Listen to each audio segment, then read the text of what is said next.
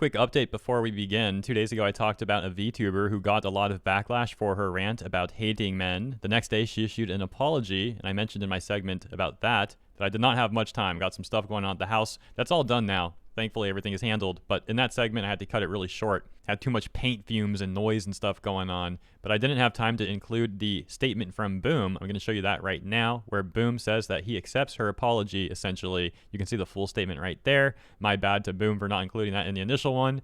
But yeah, paint fumes are not that fun to breathe in. Anyways, let's get to the news today. Oh, and if you are out of the loop on any of that stuff and you want to, catch up, I'll have links in the description. Now, again, moving on. Thanks for your patience. Got a tag from Raven. Thank you for the tag, saying well-known artist from Silent Hill games gets misinterpreted. What I'm linked to is this tweet from Violet saying everyone screaming that the artist is transphobic is choosing to be willfully ignorant. Read the entire subtweet section. He's genuinely trying to understand and being constantly labeled, something he isn't.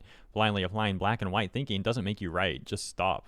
Well, let's get the rest of the context. First of all, the artist is Masahiro Ito, well known for his work on Silent Hill as mentioned, specifically his work on the Silent Hill monsters and designs. It seems it all started when he retweeted this tweet about Matt Walsh, which has gone viral over in JP Twitter. For example, the tweet having over 17 million views and over 131,000 likes.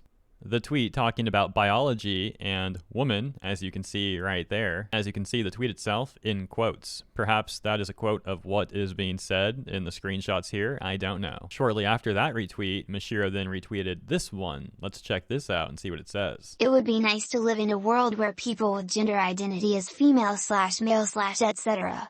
are accepted as human beings without prejudice, on the assumption that the definition of gender is not broken. Discrimination and prejudice are different from distinction. The locker room issue is also a strange one because it tries to break down a definition of gender.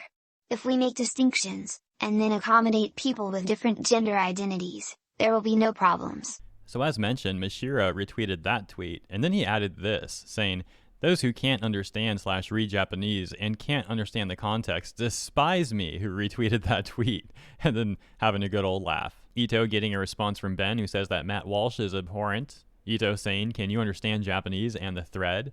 Ben saying, could you explain if auto-translate isn't doing a good job? That Matt Walsh is an awful person and that they've seen the interview and the screenshots. It's not strange that people would have a problem or be hurt that someone they admire would retweet this. To which Ito says, could you study Japanese? And then this other person, with the trans flag, the person with the trans flag here, who's apparently on hiatus due to stress, but apparently not on hiatus, says, can you just please explain in English your stance on trans people? And this is where things began to go bad. A lot of people not happy about this tweet, and Ito himself saying, can't you read this? And linking back to another tweet where he responded to that person saying in the first place, he's not a transphobia. We've actually got a response from Oliver Gia here as well, where he says, as Mr. Ito said, there are a lot of followers who don't understand Japanese, so it would be a misunderstanding. I personally prefer not to touch on such topics because it will be immediately criticized by overseas Twitter. Please be careful. Other people, like G for example, taking a different approach in responding to the trans flag person. Other people advising that person to go back to their stress-induced hiatus and then talking about being blocked. Others saying that he doesn't owe anyone an explanation. Others saying, you're going to try and harass him off the internet now, aren't you? As you can see, those sort of responses go on and on and on. Pluto at the top, talking about the absurdity in demanding that a Japanese man issue a statement on a topic like that in a language that he is not fluent in. Another user here, Squid, comparing the trans flag user to a Trump supporter due to the demanding of English. Bone saying, the fact this person wasn't able to write this in any other way is very telling. It just sounds rude and entitled. Unfortunately, this is the kind of treatment towards Asian users by Western ones. Ito then issuing two more statements that read, I retweeted the two tweets as the definition of the word, but many Westerners who can never understand Japanese and the context still despise me. Of course, I'll block all of them. I really don't know who he is in the images of the tweet. I presume that's referring to Matt Walsh in the prior tweet with the images. Continuing. The point of the tweets that I retweeted is the definition of the word woman. Nowadays, many people use the word as arbitrary in Japan. A woman actor was attacked on the net the other day, but she was not wrong. Don't know what he's referring to there. That ultimately led to Ito also retweeting the tweet from Violet at the very beginning. This is the one that I was tagged to. Let's read it again, now with all the context. She says, everyone screaming that Ito is transphobic is choosing to be willfully ignorant. Read the entire subtweet section. He's genuinely trying to understand and being constantly labeled something he isn't. Blindly applying black and white thinking doesn't make you right. Just stop. An image also included where Ito says he could not agree more in response to the tweet that reads this. The most important thing is how everyone can live as freely and safely as possible. Whether it's LGBT, women, men.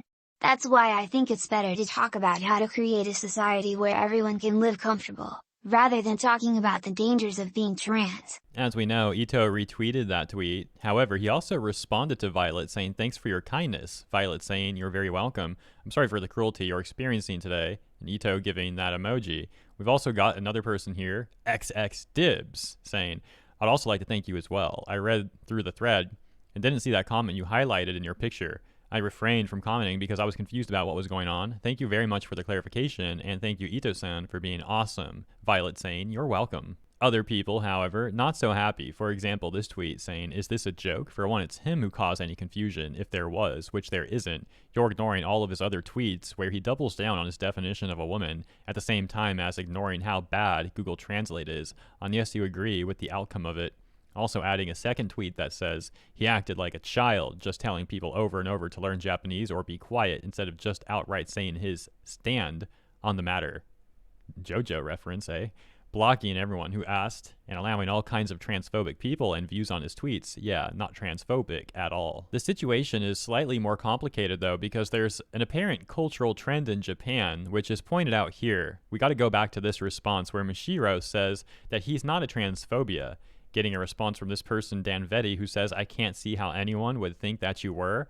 And here, Lucy provides the context that I was just referring to, where Lucy says, "Mishiro has always retweeted the original post before he retweets a reply in the same thread. In JP Twitter circles, it's normally considered rude or inappropriate to quote retweet a tweet. So Mishiro makes sure to retweet the content and then follow by retweeting a response he likes/agrees with." Cream saying that's actually really interesting, and Lucy saying further, "It's common etiquette, especially within the artist sphere on the JP side of Twitter." And they go on to talk about that some more here. I am familiar with it being something that artists, a trend in artist spheres, so to speak, even here in the West, because when you quote retweet something, people tend to click on the initial thing less. So, for example, it's better to just retweet art as opposed to quote retweet it. Now, all that said, when it comes to posts that are not related to art, I don't know how commonplace it is for Japanese people to just retweet something and then tweet about the thing they retweeted as opposed to tweeting in response and or quote retweeting. Apparently, it is on some level a trend, though. I just want to disclaim that I follow a number of Japanese accounts, and I don't see them operating like that all the time, but it's not something I have watched out for. So perhaps now that I'm aware of that, I'll notice that more often. Let me know what you think in the comments. Going back to this person, they would respond to themselves saying, "Wow, I just asked a question because I'm confused and don't speak Japanese," essentially. The amount of jerks in the replies is insane. That person then quote retweeting themselves again, this time sending it to Ito, and actually saying bruh. That's interesting. I've never seen a Western person tell a Japanese person bruh like that. It was always first time for everything, I guess. And I'm going to leave it there. Sons of the Forest already got a patch, so I'm going to go play that. Such a fun game. Let me know what you think about all of that in the comments. That is the situation. Thank you so much for your time. I think the takeaway here personally is, if you see something that offends you, that's disagreeable or whatever, in a language that you are not fluent in, you should probably understand that you might just be getting the wrong idea, and or there might be certain trends overseas, etc., that you are just not familiar with, and it's probably not the best idea to assume like you know everything about the situation when you probably don't. Anyways, as always, thank you so much for your time. I hope you enjoyed this segment. If you do, please consider liking and subscribing for more segments like this every day. I look forward to catching you in the comments and tomorrow for the next one.